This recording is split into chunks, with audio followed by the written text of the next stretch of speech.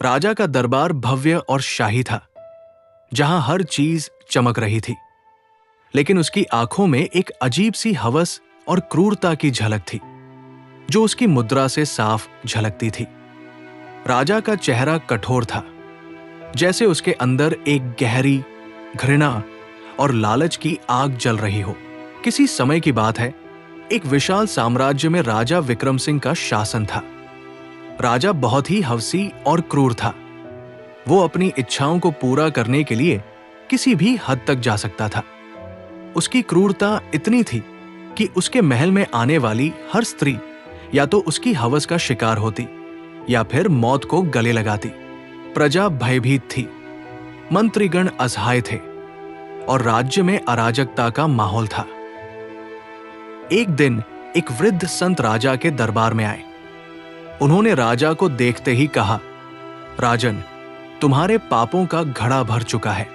यदि तुम अपने मार्ग पर न बदले तो विधि तुम्हें ऐसा दंड देगी कि इतिहास में तुम्हारा नाम अपयश से भरा होगा।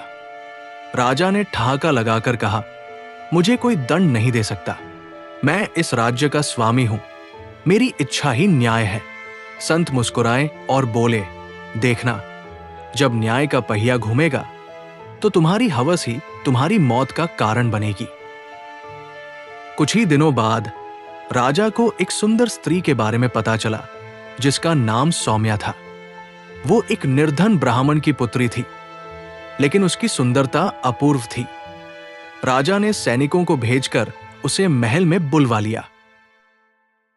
जब सौम्या महल पहुंची तो उसने राजा की आंखों में हवस देख ली।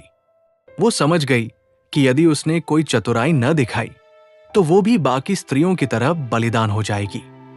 उसने राजा से कहा, महाराज, यदि आपको मेरा साथ चाहिए तो एक रात पहले मुझे अपने राज्य का पूरा भ्रमण करवा दीजिए, ताकि मैं देख सकूं कि मैं किस राजा की पत्नी बनने जा रही हूं। राजा उसकी इस मांग से प्रसन्न हुआ और अगले ही दिन उसने अपने घोड़े पर बैठकर सौम्या को महल से बाहर घुमाने ले गया। न्याय का पहिया घूमता है। जैसे ही वे एक घने जंगल में पहुंचे, सौम्या ने एक चाल चली। उसने राजा से कहा, महाराज, मैं बहुत प्यास महसूस कर रही हूं, क्या आप मुझे पानी पिलाने की कृपा करेंगे? राजा अपने घोड़े से उतरकर पानी खोजने चला गया। जैसे ही वो झील के पास पहुंचा, घात लगाए बैठे कुछ विद्रोही सैनिकों ने राजा को घेर लिया। ये सैनिक वही थे जिनकी बहनें और पत्नियां राजा की हवस का शिकार हो चुकी थी। वे चिल्लाए, आज तुम्हारा अंत निश्चित है विक्रम सिंह। तुम्हारी क्रूरता का अंत स्वयं विधि ने तय कर दिया है। राजा ने बचने का प्रयास किया, लेकिन वो अकेला था और सैनिक ज्यादा। उसे मौत के घाट उतार दिया गया और उसका शव उसी झील में बहा दिया गया। न्याय की विजय। जब सौम्या महल लौटी तो उसने दरबार में ऐलान किया, अब ये राज्य मुक्त है।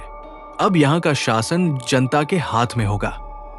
राजा के मंत्रीगण और सेना ने भी विद्रोहियों का समर्थन किया और राज्य में प्रजातंत्र की स्थापना हुई। इस प्रकार एक हवसी और क्रूर राजा का अंत हो गया और जनता को उसका न्याय मिल गया।